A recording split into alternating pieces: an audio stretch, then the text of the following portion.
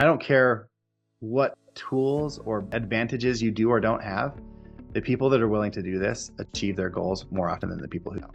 With the goal of becoming, honestly, the best firm that we can be, if not the best in the area, the very first thing is that every case has a plan. The who, what, when, where, and why. It sounds funny because obviously we know that, but I can't tell you how many times like you do a case audit or something and you'd realize we had an idea of what we were going to do and things change. And now all of a sudden we have this case that we're just not sure what's next. And it kind of sits there. And so by implementing this, we have a report that I can run and I can see what the next step is on all the cases, which ensures I know that they have an active plan. It shouldn't necessarily be you, depending on the size of your firm. Obviously, you could have managers that are doing a lot of this stuff.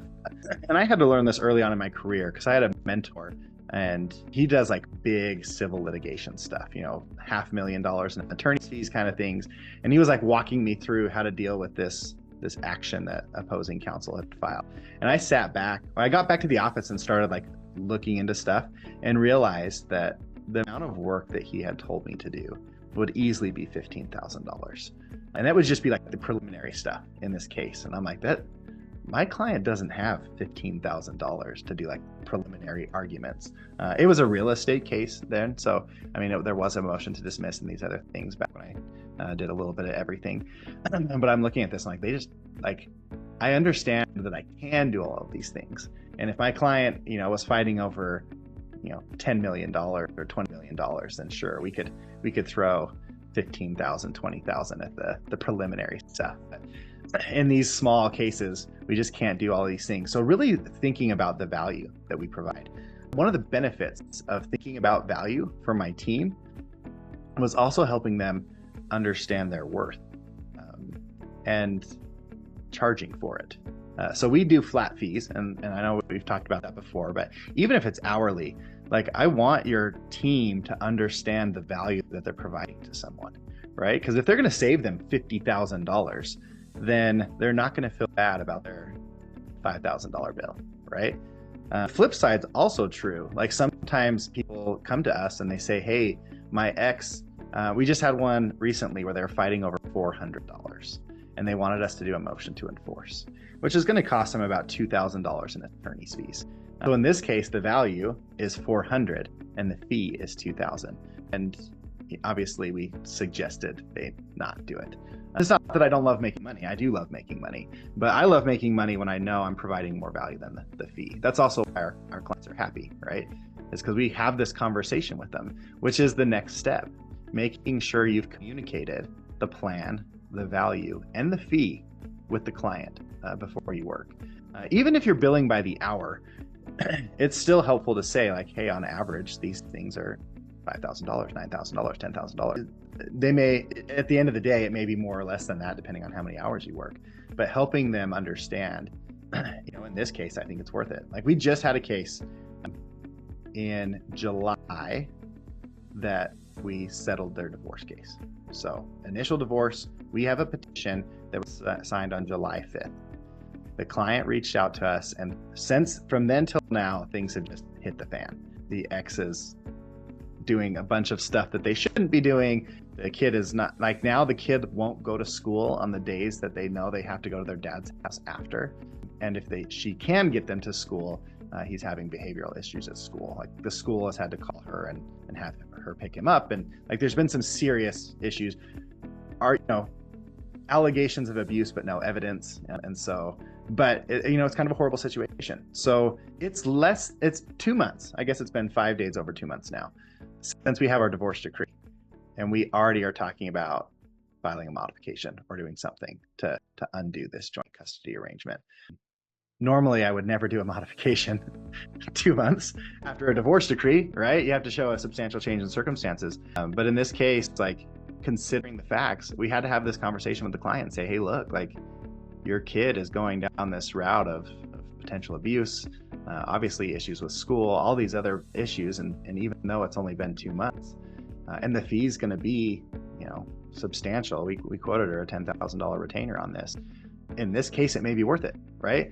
But that's where the clients get so much value and appreciation out of the communication, is when they understand the plan, they understand the value, and they understand the fee.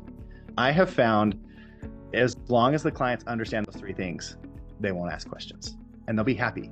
You don't have to communicate with them as regularly as you think you do if they understand those three things. So if they understand that, the answer is going to be filed in 21 days, they can actually go 3 weeks without a communication with the firm as long as they truly understand stuff. Now, I don't go 3 weeks. I give them an update right there in the middle because some people forget. But we'll have cases sometimes that they do have to stall, and we'll remind them like, hey, this is 3 months, this is 6 months, and we may update them once a month or once every 4 to 6 weeks, and they'll be happy with that level of communication because they understand the plan, the value, and the fee. It's as soon as they don't understand that, whenever you start getting the messages of what's going on in my case, that's when you know you've had a drop in communication. And possible to do that communication in writing so they can remember it later, because they will forget. If you do clients love phone calls, so I'm not dissuading people from doing phone calls, but when you do a phone call, I usually drop a message after that says, hey, to summarize what we discussed, A, B, and C, quick little thing. One, so that there's no question that you had the phone call, and two, they can remember what you talked about. And then the last part of our company goals is that everyone commits and executes. And this was another big one. I used to just say execute the plan, but I realized that integrity is when people do what they say they're going to do. And so I now get everybody's buy-in, my employees and the clients buy-in on the plan, and we get a commitment there. And everyone commits to doing what they said they're going to do. So when we ask them for their financial declaration, we remind them of the commitment that they made to provide us stuff, timely, and to provide us stuff honestly, right? And just by making that commitment up front, I have seen a significant increase in the follow through, both on my employees meeting their deadlines and on the clients following through and giving us the stuff we've asked. So I've added the commit and execute the plan there at the end. So when we are doing stuff as a team, this company goals thing is somewhere in everything we do. Like I put it in their calendar events when we have office trainings. I put it in any material I can. I keep reminding them of this. And then I'll say, hey, this training is about planning, or about value, or about fees, or about communication, right? But they can see like, okay, we're drilling in deeper on one of these issues, but it still fits into the company-wide plan of plan, value, fees, communicate, and execute. So today's training specifically is kind of how I do that planning with them. And this has been a work in progress for a little over a year as I played with this. I used to hate meetings. The amount of time you spent on a meeting would be much better spent doing stuff. And action produces results. And so stop wasting your time talking about things and go do the things instead. But I've been called to repentance on that and can realize that a little bit of planning goes a long way. Because organized effort is significantly more valuable than just effort. And so by spending a little bit of time planning, you can produce significantly more with the time that you're spending. So how we do this as a company is we have a weekly planning meeting at the beginning of each week. As business owners and CEOs, our brains seem to do this very well on Friday, planning out the next week. I have found most of my clients and their staff, including my staff, don't do as well with that. I think it's fascinating, and I wish I understood why, but most staff need that planning session like first thing Monday morning. If you do it on Friday, they forget everything over the weekend. Where me, like I do it on Friday and then like I process the information all weekend and I'm excited to hit the ground running on Monday. But I have found employees not to be that way. So you can try it in your firm to decide whether it's a Monday morning or a Friday, afternoon thing. But for us, I found the best time to hold these meetings is Monday morning. So how this works is for that weekly planning session, the agenda is simply a training from the CEO or whoever's in charge of employee development. A lot of my coaching clients, they do 15 to 30 minutes on theirs and they can get away with that. But I almost have to tell myself only 15 minutes to ensure that it's less than 30. So that's how I've had to do mine. And then we do a weekly plan. And the purpose of this plan is to make sure that, and I call them pods, like an attorney and a paralegal that are working together. They have a billable goal. In our it's $10,000 a week, but they have a goal for that week, right? And so I want each of the pods led by the attorney, not by the CEO. We did that for the first time this last week, and it was awesome. I've been leading them for the last 6 months, and I finally, again at the mastermind, got called to repentance. The person who's doing this should be the one who's leading the meeting, right? And it went awesome. So, but each pod, so the attorney paralegal team. So if you have multiple attorney paralegals, I would break at this point. Like I'd come together, everybody at the same time for the training from the CEO, so they can be inspired by that leadership. And then I would have them break into their pods to plan out their week. But the whole purpose of this meeting is to, one, fill the pipeline, make sure that there's enough work coming in. If you had an intake and a sales team, then you could skip that part because that would be the intake and the sales team's job. But right now my attorneys are still doing the consultations. And so I have them do this where they go through and they review what consultations are on the calendar. And, is there any new client communication that they need to follow up on?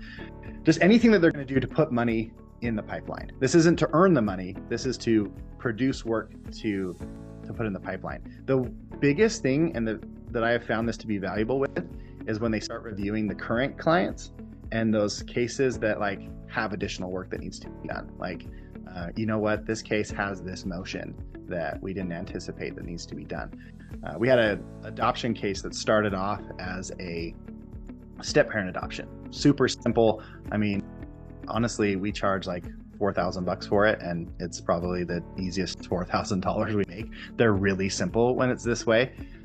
And after we filed everything, the bio dad objected and filed for parent time, and it has spiraled into this contested adoption case that's been nasty. And my attorney, before I was doing some of this stuff, had a really hard time seeing the value that he was performing in this case, because he thought it was, he felt bad that this simple thing was now not simple. And we had to help him realize, hey, look, he's won 3 really tough hearings in this case to help move this case forward. And so, yeah, it sucks for the client that they didn't get this simple adoption, but they would not have won any of those hearings without someone with his expertise. And that's valuable to them, and they needed to see that, right?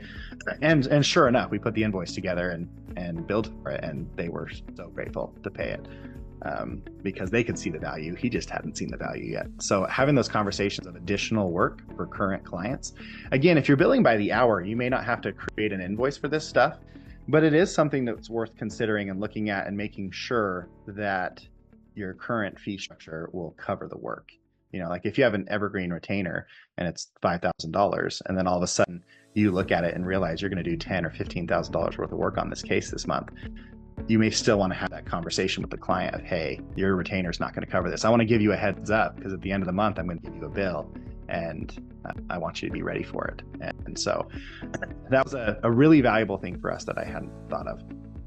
And then there's some attorney pre-calls and follow-ups. If you don't know what an attorney pre-call is, there's a training on it in the Attorney Freedom University. If you go to the classroom, can you see this video, this classroom thing? Right. Okay. Go to classroom, go to quick wins, and the attorney pre-call right there. So you can see that. I'm not going to go through that today, but it's a pretty valuable way of increasing closing rates if you're having low closing rates and follow-ups. So they do that, then they go through and they make sure that there's enough time on their calendar for the billable events. So again, if you're billing by the hour, then you just need enough blocks of time to bill by the hour, and ways in which certain cadences where you check that and you bill for your time. Sounds silly, but it's tough. If you're doing flat fees, then you need to have enough of those billable events that you're going to hit that. Even if you're doing contingency fees, though, this is where a lot of my PI clients have had a lot of success, is thinking through the case and deciding, how do we move a case forward? And putting enough of those events on the calendar, the cases are moving forward, and that time on desk for civil litigation is a very important statistic to know and understand. And so finding ways of moving those cases forward, because that's when you get paid, is at the end. So if you can take your time on desk from 2 years to 1 year, even though it's the exact same amount of money, you've just made it in half the time. which can significantly increase cash flow and productivity for civil litigation firms. So it doesn't, like, even those people who like get paid up front or these contingency fees, when you take some time to plan out the week to make sure you're doing enough billable events or, you know, moving the case forward events, you'll be blown away with how much more you can do. Why, like what I said in the message in Attorney Freedom University, was by doing this with my team, their billable events went up by 25%. By planning it beforehand, our collection rates went back up. I had a really high collection rate for a really long time. And then my team kind of got lazy on this stuff and stopped billing for things before we did the work, and our collection rates went down. And so just a little bit of planning up front. And that's really it. For the weekly planning session, like if I could summarize it into like 1 or 2 sentences, is do a training with the CEO, and then each pod fills their pipeline, figures out how they're going to provide value and earn the money that they're here to earn. And then they review their calendar. They put it on there. And that's it. Like, we build out their calendar. We make sure that there's like no, like 2 events aren't happening at the same time. We move things around. We prioritize the calendar, but that's it. You could easily do that in less than 30 minutes. If people are being efficient, I've found it to be, 20 to 30 minutes. Sometimes, like, because you're talking about cases, the stories of the cases get a little long sometimes. So I give myself an entire hour for this training. But if you're being on top of it, you could do the whole thing after the CEO training in 20 to 30 minutes. So that's the first part. Have a planning session at the beginning of the week. And then the next thing that I have found to be incredibly helpful is that at the beginning of each day, for just a couple of minutes, each pod, again, the attorney and the paralegal, the people who are working together, and you could do this with any division in your company. So you could do it with your intake team, you could do it with anything, but the people who are working together to produce the same result, they get together and they answer just like these 3 questions. The first being, if you could only get one thing done today, what would you need to accomplish for today to feel like a win? I learned this from Tim Ferriss, I think when I was in law school, in the book, The 4-Hour Workweek, and I loved it, and I did it for a long time. And again, I kind of got lazy with it and didn't ask myself this, and I realized that often you don't need to get a lot of things done in a day for it to be a win. And when you're only allowed to do one thing, you start getting really creative on what things you're going to work on, because you can't just be busy. Like, checking your email is never going to be the one thing. And so that ends up not being a priority. You end up eliminating a ton of busy work when you ask this question at the beginning of the day. So that's what we put there. What 1 to 3 income producing activities need to be completed today to hit your weekly goals? Again, I try to keep it limited, but I want to make sure that their calendar has it built out so that they're actually making money each day. You'd be blown away with how many attorneys go to work and don't make money that day. They'll work on cases that don't have money in trust, or they'll do things, they're busy, but they actually won't make money. So bringing that to their attention. And then, is there anything else that's important to complete today, right? I want to give them an opportunity to talk and say, hey, like, I know that this deadline is next week, but I'm going to be gone Thursday and Friday. So would you get this thing done so that I can send it out before I leave, that kind of stuff. That meeting should be really quick though. And I have them actually send an email at the end. The paralegal puts together an email of their priority list in order. So it'll have anywhere from like 1 to 5 things on it, depending on what's there. But they write the one thing that they're going to get done that day, and then the other items in order of importance, and they send it to, well, obviously both of them and everybody in the pod, and then have them send it to their lead as well, their team lead or their office manager, whoever that is, so that the office manager knows that this conversation's been had. Seriously though, doing that, I saw a huge increase in productivity by having that quick little meeting at the morning, specifically talking about those things. And then I consolidated all of this stuff, and I've been using this, and I've had a couple of my coaching clients as my beta testers using this, and it's been super helpful. And it's just the daily planner. And so you can actually like have this digital and just write on top of it, which I found to be the best way of doing it. But what they do is at the beginning of each day is you rewrite your goal statement, which some people want to copy and paste it, and like that defeats the purpose. It's actually writing it down. Grant Cardone, he grabs a legal pad and rewrites his goal statement, the entire statement, on a blank piece of paper every single morning. not surprised that he has achieved some massive goals. I mean, he's worth like $5 billion right now. Yours doesn't have to be a $5 billion empire if that's not what your goal is. But it doesn't change the fact that writing down your goals each morning is super valuable. And so I set it up this way so you can just throw the date in there and then you can write down your goals. In addition to that, I've been having people read it out loud. And I did that because your brain processes information very differently when you write it than when you say it out loud.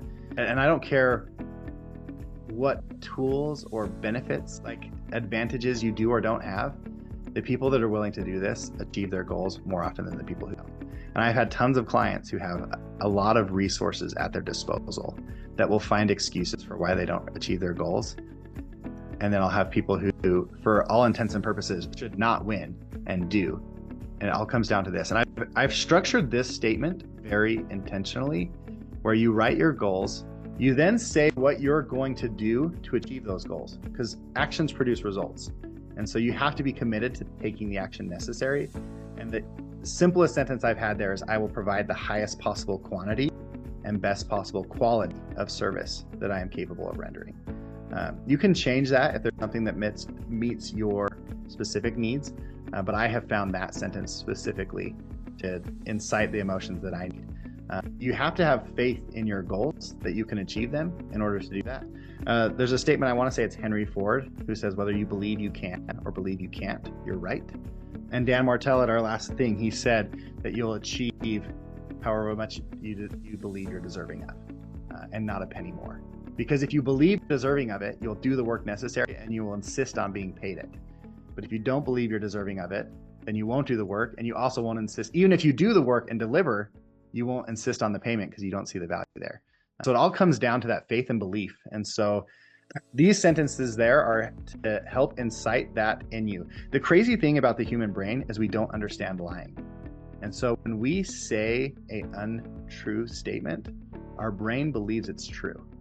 It's a fascinating thing. And so you can actually trick yourself into believing things by saying it and visualizing it. And so it says here, my faith is so strong that I know I will achieve my goal. By saying that, you are tricking yourself, which is crazy because then you trick yourself into it. You actually do end up achieving a goal that you didn't originally think was possible. And so just because you don't currently believe something's possible doesn't mean it's impossible, and doesn't mean you can't achieve it, and doesn't mean that you can't believe that you can achieve it. So even though you don't believe it now, doesn't mean you can't believe it later by doing some of this stuff. So my faith is so strong that I know I will achieve my goal. I know what I want, when I want it, how I want it, and what I will do to get it. At all times, my mind is 100% focused on my goals. Again, centering you on those goals. My alarm on my phone is my goals. So when I wake up in the morning, the first thing that I see there is my goals, the 3 goals that I have. And I say them to myself right there. My Asana board with my to-do list has my goals there. Anywhere I can put my goals, I try to put them there to remind me of what I'm working on and why I'm doing it. I am emotionally disciplined. I do not get distracted, and I do not cave into temptations. This was a fun one for me because I'm not emotionally disciplined by nature, and I definitely get distracted.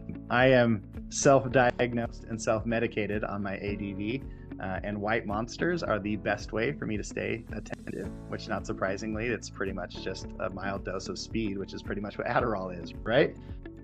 And so by doing this, it helps me stay focused. It helps me train my brain. Just because you have weaknesses doesn't mean you have to live up to those and that you can't improve on them. And so I love that sentence for me personally. And then I will not give up no matter what. No matter how many times I fail, I will learn from my mistakes and continue until I succeed. You can't fail if you don't quit. You may not hit your goal when you thought you were going to hit it. When I first started my coaching business, I set the goal to pay off my house by the end of that year. And I didn't.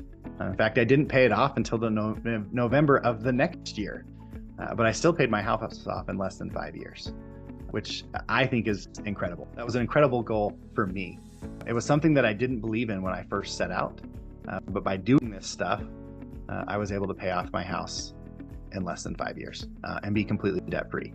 So I've been completely debt-free for 3 years. And it all started with this stuff. So I love this part, and I love doing it in such a way where you sit down at the beginning of your day. Whenever I get to the office, this is the first thing I do now. And I make sure that I get to the office early enough that I can do this. I also have my team do this. Their goals are a little bit different. Their profit goals specifically. And I did put profit there instead of gross income because I do want it to be the dollars that hit your pocket. I have found that to be more impactful. And we've changed the money goals depending on the team member and what they're doing, right? Like they may be on a salary and their income doesn't change. And so it may be their KPIs that are there instead of profit. But personal development and fun, why they're coming to work, I still think that's super helpful.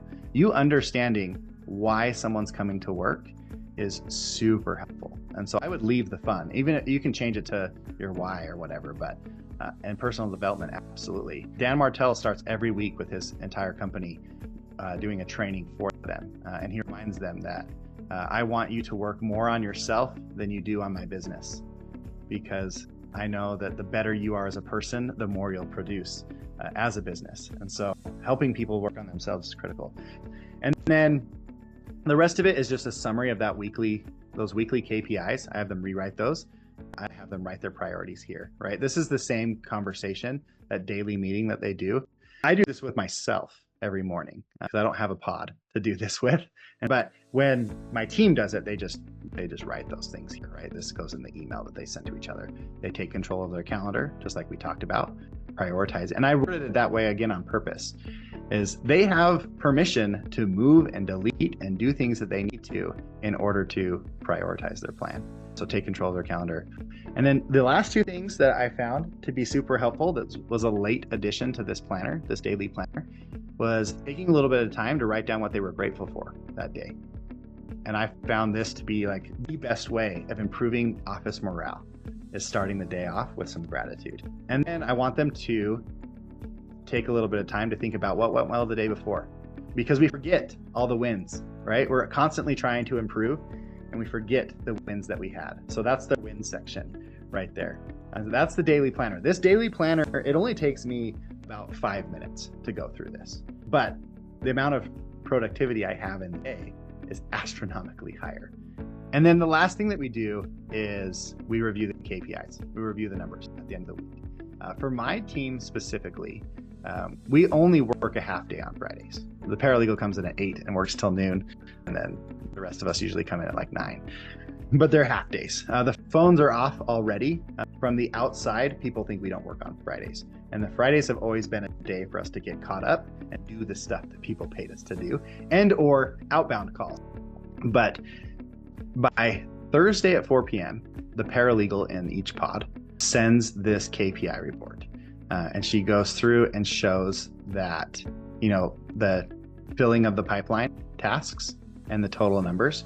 Just by putting this close percentage here, their closing rates went up. Once they realized that I was going to look at it every single week, their closing rates went up. And you'll notice what gets measured gets done, right? And so whatever you put on this thing is what's going to happen. And you may have to tweak your report at the end of each week if the actions you're tracking are producing the wrong results. You may have to change actions until you find the actions that produce the results you want. These are the ones that I needed with my company. We have the fill the pipeline section and we have the value provided section. And again, I focus so much on value. I know a lot of people say like, my team won't do this unless they're financially incentivized. I have found almost the opposite to be true. Like my team often doesn't charge for the stuff they're doing because they don't see the value in it. And they're still doing the work. They just cut their hours, so they don't bill for something. They feel bad that they spent 6 hours doing that research. And so since they don't see the value in it, they don't bill. But since we focus so much on the value before we take the action, they know it's worth it when they take the action, and therefore they bill for it, and the billing goes up. But with my team specifically, I have a total amount of the fees that they've billed. I want to know what the billable is, like they did $10,000 worth of work. And then we have this collectible number, which is how many hours did they bill? And this is literally, we put them on the invoices. So I want to make sure it's there. And the case has money in trust. So I know that they're going to get paid for it. And if that number is greater than 10,000, then we take the day off, which really is 4 hours. right? So it doesn't really cost me that much. The attorneys are paid on a percentage, so it doesn't change anything for there. In fact, I pay them more because they're collecting more money. But it costs me about $100 is what I figure. $25 an hour, 4 hours, that's $100. Maybe with taxes and stuff, let's say 125. So it costs me $100 in time. But often they get 5 days worth of work or 4.5 days worth of work done in 4 days because they're motivated to take the day off. I have done financial incentives in the past too. When I first did this with my paralegal, we didn't take the days off, but we did give her a $100 bonus and she loved that. Now we take the time off. As people's goals have changed, I've changed the incentive for what they are, but I want you to tweak this for what makes sense for your team and your staff, right? Like maybe your team is incentivized by money and you have a money thing there. Maybe they're incentivized by going on vacation. And so instead of, taking days off or whatever, you spend that extra time making some extra money and then you take them all on vacation. Deidre Hayes, she takes her team on vacation every year. Like there's no right or wrong answer. You just have to do what's incentivized for your team. The last thing that we did add here is we did a quick case review. This is specifically for our paralegals. Our paralegals often get frustrated with the attorneys because the attorneys will neglect certain cases. And I don't think it's ever intentional. I think what happens is like you get sucked into a mediation, right? And the mediation takes your whole day, or a deposition takes your whole day. Well, then all of your other cases got ignored that day. And if you have like 2 mediations in a week, then all of your cases were ignored for 2 days that week. And you can often just miss things. And so this is an opportunity for the paralegals. They're the ones who the clients are calling and whining about their cases, right? And so the paralegals have a chance to say, hey, these cases need extra attention. And one of the caveats to our work on Fridays is there cannot be any missed deadlines. If there's a missed deadline, obviously that's a huge no-no, but we come in on Friday and we fix it because we're not going another day with an issue. But other than that, this is where they put any cases that we discussed the previous week that were not taken care of. They put that here. I what are called finish line cases. So cases where we've resolved the case, like you've had the trial, you've had mediation and the parties settled, like the case is over. We just have to like kick it across the finish line and get them their order. This is when clients get almost more frustrated than anything else. I swear it's at the beginning, at the beginning, they want to be blown away. In the middle, they want communication. And then at the end, when they're ready to be done, they're ready to be done. And those are the 3 pain points my teams have. And that's why I've set it up this way. So we have the finish line cases where we kick them across the finish line. Anything else that the paralegal wants to bring to our attention is really what that one is. Missed deadlines, which there better never be something there.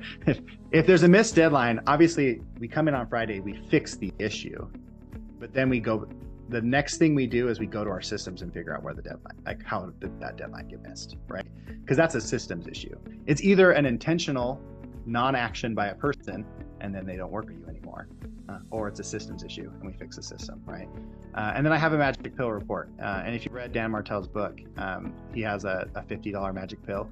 If anything can be fixed for less than $50, you just fix it and don't ask for permission. And then you throw that here so we can see what action you took and the total cost. And we can always review that after the fact and say, you know what, in the future, let's not do that. But like we had a case just the other day where this has been a long time client. I think I've done like 3 or 4 things for her. And her current husband, who she's still very happily married to, committed suicide. And so obviously a horrible situation she's at. And Diane went and bought her a $50 gift basket and sent it to her. All right, that's a magic pill. Our magic pill number is $100, not $50. I've raised it, obviously for them, but they throw that here. So she threw that down here, right? Hey, Nicole, a $50 gift basket. Her husband died, and absolutely, the next thing we did was talk about how that's the kind of company we want to be. $50 is no skin off of our nose, but changed this gal's life. And so unreasonable hospitality is a big part of what we emphasize. And so that was a positive training. I wish this was like mind-blowing stuff that I could blow people away with, but a lot of the time it's just the organization and planning, right? So we have a weekly meeting on Mondays to plan out the week. Each day we do a quick little stand up. They're not allowed to sit for that meeting. They stand up, they talk about it. They decide their prioritization for the day. My paralegal does sit technically because it's at her desk, and she's the one that's filling all this stuff out and sending it to people.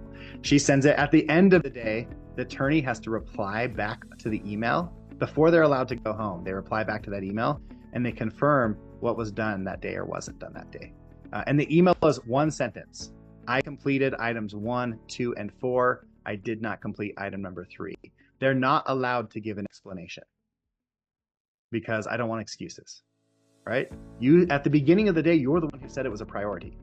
So why didn't you should have got it done. You had time in your calendar. Now, the truth is the next morning we'll go through and be like, hey, why did item number 3 not get done? And they'll say, this emergency hearing came up and I had to prioritize the hearing over buying Chris a cookie or something. The example I have in my office is buy Chris a cookie, and that's the one that never gets done. No one has yet to buy me a cookie in my office. So, and then at the end of the week, you review it. And this is, like I said, those Friday meetings are awesome. When we do have them, we go through the numbers. We talk about what worked and what didn't work. We do that review, revise, repeat, right? We review what happened. We revise the things that didn't work.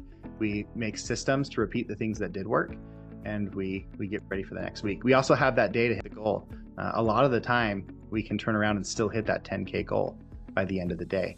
But because they're incentivized, both financially and with time, to not work on Fridays. I love when we have the meetings, and I also love when we don't have the meetings. It's a win no matter which way. So that's kind of my planning thing that I've consolidated in all of my thoughts into 3 pages. Any thoughts or questions on that stuff? I'd love to hear your guys' thoughts or questions. I like the program.